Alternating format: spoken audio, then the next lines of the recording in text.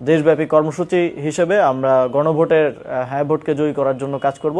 270টি আসনেও আমরা প্রায় 1500 প্রার্থী, 1500 জন নমিনেশন কিনেছিলেন এনসিপি থেকে এবং তাদের ইন্টারভিউ নেওয়া হয়েছিল।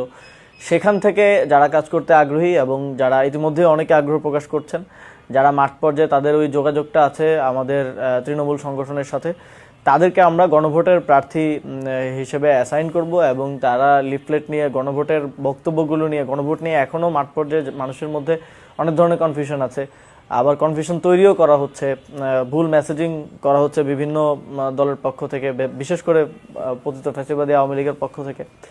তো মানুষকে গণভোটটা বোঝানো, সংস্কারটা বোঝানো, কেন এটা প্রয়োজন সেটা বোঝানো এবং গণভোটে হ্যাঁ ভোট দেওয়ার জন্য কেন্দ্র পর্যন্ত নিয়ে আসার জন্য আমাদের গণভোটের প্রার্থীরা 270 আসনে কাজ করবে।